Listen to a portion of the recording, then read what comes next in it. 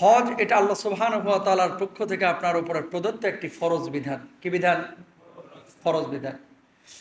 রব্বুল আলামিন কি বলছেন? ওয়ালিল্লাহি আলান নাসি হিজ্জুল বাইতি মান ইসতাতা ইলাইহি সাবিলা। আল্লাহু আকবার। যাদের সামর্থ্য আছে আল্লাহ রাব্বুল আলামিন তাদের উপরে হজকে আবশ্যক করে দিয়েছেন। কি সামর্থ্য? সৌদি আরব যাবেন, আসবেন, ওখানে থাকবেন, খাবার দাবার খাবেন, এই পরিমাণ টাকা যদি আপনার উপরে থাকে, আপনার কাছে যদি থাকে, আপনি হজ্জে যাওয়ার পরে পরিবারের সদস্যরা দুনিয়ার যে সমস্ত সামানা তাদের প্রয়োজন সেগুলো যদি বন্দোবস্ত করতে পারে, আল্লাহ রাব্বুল আলামিন আপনার উপর হজ ফরজ করেছেন, আবশ্যক করেছেন। সুতরাং কেউ যদি হজ না করে তারা জাহান্নামের আগুনে জ্বলতে হবে। আর যে ব্যক্তি হজ করবে, হজটা যদি মকবুল হয়, আল্লাহর নবী বলছেন পৃথিবীতে যখন এসেছিল তখন যেমন নিষ্পাপ ছিল, ওই বাইতুল্লাহ জিয়ারতের পর আল্লাহ রাব্বুল আলামিন তারা সেই রকম নিষ্পাপ বানিয়ে দিবে। সেই রকম নিষ্পাপ আল্লাহ সুবহানাহু ওয়া তাআলা বানিয়ে দিবে। হুজুর, হজ তো করার মন আছে, মাল তো নাই। আছে না নাই? জোরে বলেন। আছে। এই চাচার একটা ছবি দেখেন, যারা কাছে আছেন, দেখছেন না? দেখছেন? ভোটে এই হজ ক্যাম্পে না কোথায় বসেছিল, সাংবাদিক যে জিজ্ঞেস করতেছে কি করেন, আমার বাড়ি গাইবান্ধায়। করেনটা কি? কয় কৃষি কাজ করি। কয় জমি জায়গা বেচে হজে যাচ্ছেন না কিভাবে ভাই, একটু জানতে পারি? কয় জমি জায়গা আমার তো নুন আনতে মানতে ঘোরায়, কিন্তু হজ্জে যাওয়ার জন্য আমার অনেক আগ থেকে আকাঙ্ক্ষা ছিল। তো বলছে তাহলে কেমনে টাকা ম্যানেজ করলেন, কেউ দিছে নাকি বদলি হজটা? কয় না ভাই, কিছু গাছ লাগাইছিলাম এই নিয়ত করে যে এই গাছগুলো বড় হলে বেচবো, তারপরে হজে যাব। আল্লাহু আকবার বলেন না। এই আল্লাহ যদি চায় আপনারা কেউ কি আটকে রাখতে পারবে? ধরেন আল্লাহ আপনারা বাইতুল্লাহ নিবে, পিডিয়া হলেও নিয়ে যাবে, যাবি না একা। আর যদি আল্লাহ আপনারা না কবুল করে, বাড়ি থাকবে 10টা, কিন্তু অন্তরের মধ্যে একটা বার ওই চিন্তাও দিবে না মাথার ভিতরে যে যা বাইতুল্লাহ জিয়ারত করে আস। হাজার হাজার কোটিপতি আছে বাইতুল্লাহ, কিন্তু যায় না। কথা বলেন ঠিক কিনা? 2014 সাল কি 13 সালের কথা, আমি তখন জেদ্দায় একটা প্রোগ্রামে, ওখানে একটা হোটেল আছে হিলটন, সাগরের ধারে, বিশাল হোটেল। তো বাংলাদেশ থেকে অনেক সময় সরকারি সফরে কিছু লোক যায় না, একজন ঊর্ধ্বতন কর্মকর্তা গিয়েছে। তো তাকে সৌদি সরকার টিকিট দিচ্ছে, ওখান থেকে গাড়ি নিয়ে হোটেলে পৌঁছাইছে, হোটেলে ভিভিআইপি ফ্যাসিলিটি সব, আন্তর্জাতিক কনফারেন্সে ওখানে গিয়েছে। তো আমার তো উমরা হয়ে গেছে আগে, আমি অন্য কাজে গিয়েছিলাম। আমি ওনারে বললাম যে মোহতারাম, জেদ্দা থেকে মক্কার দূরত্ব মাত্র 60-62 কিলো, 62 কিলো। তো আপনারা তো সরকার গাড়ি দিয়েছে, সব সুযোগ সুবিধা এবং উমরার ব্যবস্থা আপনাদের লেগে করে রাখছে, কেউ যদি যাইতে চায় তাকে সরকারই নিয়ে যাবে। তো হোটেল থেকে নাইমিয়া সরকারি গাড়ি দিয়ে যায়, উমরাটা করে চলে আসেন। সৌদি সরকার যেহেতু আপনাদের ব্যবস্থা করে রাখছে, শরীরটা ভালো লাগতেছে, মনে চায় না। না নাউজুবিল্লাহ এখানে করেন না, পকেটে ঢুকায় রাখেন। বাড়িতে যায় নাউজুবিল্লাহ জোরে সোরে বললেন, বলেন জোরে নাউজুবিল্লাহ। বিশ্বাস করেন উমরাই করে নাই, 4টা দিন ওখানে থাকলো, 60 কিলোমিটার সরকার গাড়ি দিছে, উমরা না করে বাংলাদেশে চলে এসেছে। তার মানে আমার বুঝতে বাকি রইল না, আরে আমরা চাইলে কি হবে, তোর কলিজার মধ্যে আগেই তো সিল মেরে রাখছে। তুই যদিও সৌদি গেছস, আবু জাহেলের প্রেতাত্মা তোর ভিতরে এখনো ঢুকে বসে রয়েছে। কথা বলেন ঠিক না? কাবার পাশে থাকে কেউ এরকম ফিরি চলে আসতে পারে উমরা না করে? অথচ কত মানুষ দিন রাত 24 ঘন্টা কান্নাকাটি করে, আল্লাহ একটা বার তোমার ঘরে হাজিরা দেওয়ার তৌফিক দিও। আমিন বলেন না? এই ফিলিংস কি জানেন? ফিলিংস ওখানে যে আপনি হাজিরা দিবেন, কাবার পাশে যেমনি দাঁড়াবেন না। আমরা এখন কোন দিকে মুখ করে নামাজ পড়তেছি? কাবার দিকে। কাবা পশ্চিমে, তার লেগে তো আমরা পশ্চিম দিকে মুখ করে নামাজ পড়তেছি। কিন্তু যখন আপনি নামাজে দাঁড়াইলেন, চোখের সামনে কাবাটা আপনার ভাসতেছে, সামনে কাবা।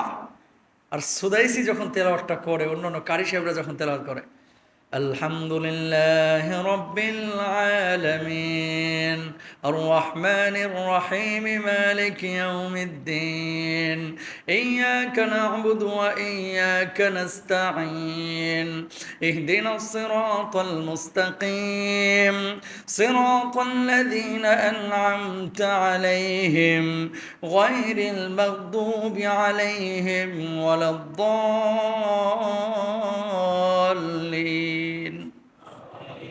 তেলাওয়াতটা যখন করে আপনি চাইবেন না, কল্পনাও করবেন না, চোখটা খুলে দেখবেন যে চোখ দিয়ে দরদর করে পানি পড়তেছে, আল্লাহ যেন কোরআন নাজিল হচ্ছে। এই অনুভূতি এখানে নামাজ পড়ে কি পাওয়া যাবে? পাওয়া যাবে?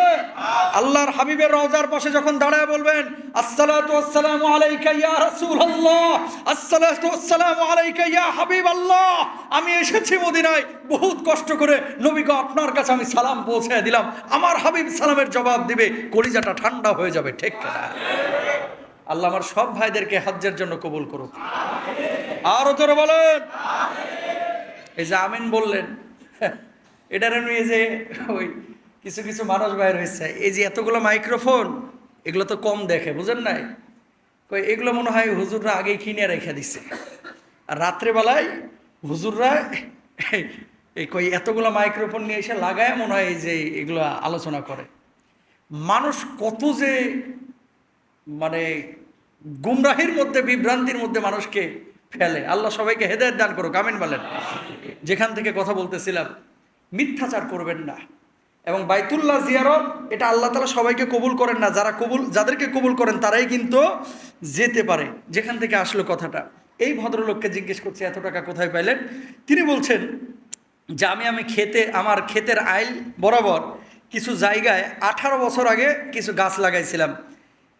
ইউক্যালিপটাস সহ কিছু গাছ যখন আমি লাগানোর পরে গত বছর যখন রেজিস্ট্রেশন শুরু হলো, একটা গাছ কেটে বেচলাম, 30,000 টাকা পাইলাম, ওটা দিয়ে হজ্জের রেজিস্ট্রেশন করে ফেললাম। আলহামদুলিল্লাহ বলেন। আচ্ছা, এখন বাকি টাকা কিভাবে পাবো? একটা গাছের দাম যদি 30,000 টাকা হয়, আমার এখানে আরও অনেকগুলো গাছ আছে, তো বললো যে আমি প্রথমে 22টা তারপর 20টা গাছ কাটলাম। প্রথমে কাটলো 22টা, তারপরে কাটলো কয়টা? 20টা, 42টা গাছ কাটলো। 42টা গাছ কাইটা দেখে যে হজ্জের লেগে টাকা রেডি। আলহামদুলিল্লাহ বলেন না? মানে গাছগুলো সব বেচে দিছে।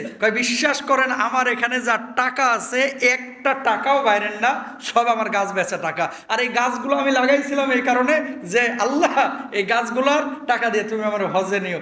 আমি রাত্রিবেলায় মাঝে মাঝে গাছগুলোর ধারে যাইতাম, যে গাছটারে ধরে থাকতাম, যে আর কতদিন সময় লাগবে রে, তাড়াতাড়ি বড় হ, কাইটা তোরে বেচে আমি আল্লাহর ঘরে হাজিরা দিতে যাব। চাবার মতো চাইলে আল্লাহ কাউকে নিরাশ করে না। উনি যদি 42টা গাছ বেচে হজ্জে যাইতে পারে, আপনি আমি সামান্য করে সঞ্চয় করতে পারি কি পারি না? টাকা কিন্তু কম কামান না, টাকা কিন্তু কম কামান না। 5 বছরের জমানো টাকায় যদি ফ্ল্যাট হইতে পারে, 3 বছরের জমানো টাকায় একটা হজ কি করা যায় না? ইনশাল্লাহ। আল্লাহ কবুল করুক সবাইকে হাজে হিসাবে। প্রিয় ভাইরা, আবার হজ রাসূল আকরাম সাল্লাল্লাহু আলাইহি ওয়াসাল্লাম, আল্লাহ সুবহানাহু ওয়া তাআলা দুজনেই করতে বলেছেন। আল্লাহ তো বলেছেন আগে ওয়াতিমুল হাজ্জা ওয়াল উমরাতা লিল্লাহ। হজ্জের প্রশ্ন যখনই আসে, কিছু কিছু মানুষ কিন্তু এমন কথা বলে, পাশের বাড়ির মানুষ ভাত পায় না, আরে যায় প্রতি বছর আল্লাহর ঘরে হাজিরা দিতে। কথা বুঝছেন? এরকম ঠেস মেরে কথা বলে, এগুলো বলবেন না। কেন? হজ একটা ইবাদত, উমরা একটা ইবাদত। কারো সামর্থ্য থাকলে সে গরিব মানুষকেও দিবে, উমরাও করবে, হজ্জও করবে। কিন্তু হজ না করে গরিবকে টাকা দিতে হবে, আপনার উপর হজ ফরজ হয়ে আছে, ইসলামী শরিয়ায় এরকম কোনো বিধান নাই, এরকম কোনো বিধান নাই। আল্লাহর হাবিব সাল্লাল্লাহু আলাইহি ওয়াসাল্লাম ওই যে মক্কা বিজয়ের যে প্রেক্ষাপট, হুদাইবিয়ার সন্ধি যেখানে হয়েছিল, সুলহ হুদাইবিয়া যেখানে সংগঠিত হয়েছিল, সাহাবীরা চাতক পাখির মতো এসেছিলেন যে আজকে আমরা হজ করব, এই আল্লাহর ঘরে হাজিরা দিব। যখন কাফেররা আটকায় দিল, সাহাবীরা কাঁদতেছে। আরে সেই মদিনা থেকে মক্কার দূরত্ব কত কিলোমিটার জানেন? প্রায় 450 থেকে 480 কিলোমিটার হয়, বুঝছেন? তো এত দূর পথ হেঁটে উটের পিঠে চড়ে আসলাম, আর আমাদেরকে হজ করতে দিবে না? আল্লাহ রাসূল সাল্লাল্লাহু আলাইহি ওয়াসাল্লাম বললেন, ইয়া রাসূলুল্লাহ, আপনি পারমিশন দেন, এদের সাথে আমরা যুদ্ধ করব। আল্লাহর নবী বললেন যে না, যুদ্ধ করার দরকার নেই, আল্লাহ সুবহানাহু ওয়া তাআলা যে ফয়সালা করবে আমি মেনে নিব। নবীজি সন্ধির পরে বলতেছে সবাই মাথা কামিয়ে নিজ নিজ পশুগুলো কুরবানি করে ফেলো। কোনো সাহাবী রাজি হচ্ছে না।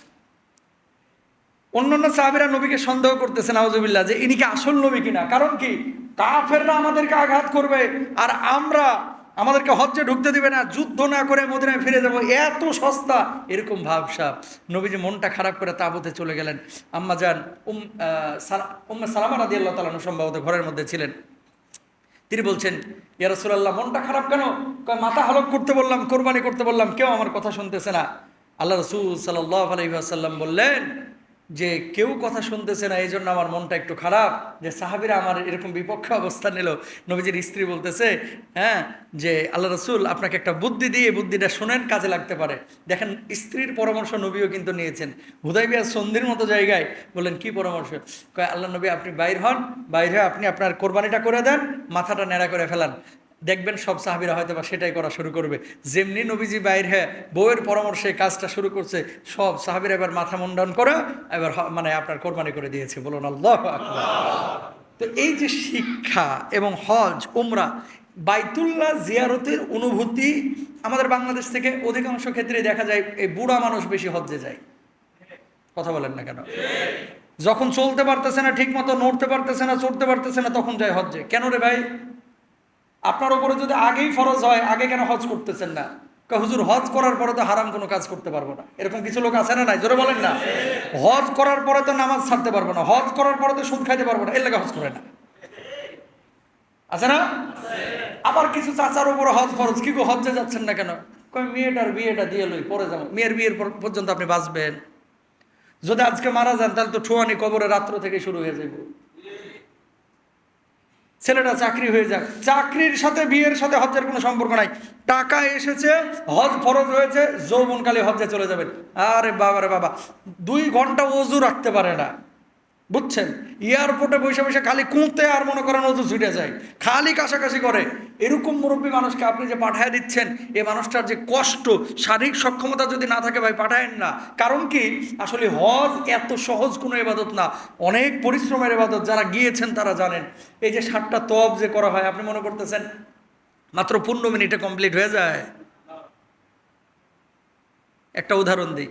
এখান থেকে ধরে নেন আপনার ফ্যান্টাসি কিংডম, এখান থেকে কি ফ্যান্টাসি কিংডম, যদি আপনাকে বলি যে 7 বার আপনি যাবেন আর আসবেন, 7 বার যাবেন আর আসবেন, এখানে না হলেও 70% মানুষ পাওয়া যাবে যে হুজুর 7 বার সম্ভব হবে না। কথা বলেন না কেন? আচ্ছা, যদি এটা না পারেন আপনি বাইতুল্লাহ কেমনে জিয়ারত করবেন? ওখানে করবেন নাকি? কয় হুজুর ওই সময় আলাদা শক্তি আসে। সত্যিই শক্তি আসে, কিন্তু বিপদে ফেলাই মুআল্লিমদের। বলুন হুজুর কেমনে? পারতেছে না, মুআল্লিমের উপরে চলাও, একটু ধরতেও পারেন না, একটু ধাক্কাও দিতে পারেন না, একটা গাড়ির ব্যবস্থা করতে পারেন না। নবীজি হেঁটে হেঁটে তো অফ করেছে, আপনি হেঁটে হেঁটে করবেন, এটাই তো সুন্নাহ। তো আপনি এটা পারতেছেন না, এটা আপনার ব্যর্থতা। বুড়া বয়সে গেছেন কেন? যৌবনকালে কেন গেলেন না? সামর্থ্য ছিল না। তাহলে এখন শারীরিকভাবে ফিট না। এই যে বিশ্বকাপ খেলতে গেল বাংলাদেশের ক্রিকেট দল, জানেন এদেরকে আগে দৌড় প্রতিযোগিতা করায় না যে শারীরিকভাবে ফিট কি ফিট না? কথা কয় না। যে এ দৌড়াইতে পারবে কিনা, বল করতে পারবে কিনা, ব্যাট করতে পারবে কিনা, নানান ধরনের পরীক্ষা নিরীক্ষার পরে কিন্তু আমেরিকা পাঠাইছে T20 ওয়ার্ল্ড কাপ খেলতে। আর আমাদের হজ্জেরও এরকম একটা পরীক্ষা নেওয়া দরকার যে কোনটা শারীরিকভাবে ফিট আর কোনটা ফিট না। নাহলে কি করবে জানেন? গিয়েছে হজ্জে, ফজরের নামাজেও নাই, এশার নামাজেও নাই, খালি যায়, খায়, ঘুমায় আর ঘুরে আর আরেকজনের উপরে টর্চার করে। এত সহজ না ভাই। মিনা মুজদালিফায় যে এই যে হাইটে হাইটে যাবেন আপনি, শারীরিক সক্ষমতা না থাকলে, এখান থেকে যদি বলি যে আসলে হাইটে যান, মনে হয় 90% মানুষ বলবে যে হুজুর সম্ভব না। গ্রামের মানুষ হয়তো বা পারবে 10%। তাহলে আপনি যদি এটা না পারেন, ওটা কিভাবে পারবেন? ওটা তো এত দূরে হাঁটতে হয়, প্রচুর হাঁটা ভাই। সাফা মারা হয় যে সাইটা, সাফা মারা হয় যে সাই করা, এটা অনেক কষ্টের কাজ। মানে তওয়াফের পরপরই তো আপনার সাই করতে হয়। তাহলে আপনার মিনিমাম ধরে নেন কথার কথা যে আপনার 10 কিলোমিটার আপনার হাঁটা লাগতেছে, 10 কিলোমিটার আপনার হাঁটা লাগতেছে সাই এবং তওয়াফ মিলে। এই 10 কিলোমিটার হাঁটার মতো ভিড়ের মতো আপনি শারীরিকভাবে ফিট কিনা? যদি ফিট, আপনি যান, আগে শারীরিকভাবে একটু ফিট হন, পরীক্ষা নিরীক্ষা করেন, মনোবল বাড়ান, আল্লাহর কাছে দোয়া করেন, তাহলে আল্লাহ তাআলা কবুল করলে আপনি যাবেন। বুড়া মানুষ হজ্জে যাওয়া হারাম নিষিদ্ধ আমি এটা বলতেছি না, কিন্তু আমাদের টেন্ডেন্সি চেঞ্জ করা উচিত, আমাদের চেতনা চেঞ্জ করা উচিত যে যৌবনকালেই আমরা হজ করব আল্লাহকে খুশি করার জন্য, নবীকে খুশি করার জন্য। সবাই বলেন ইনশাআল্লাহ।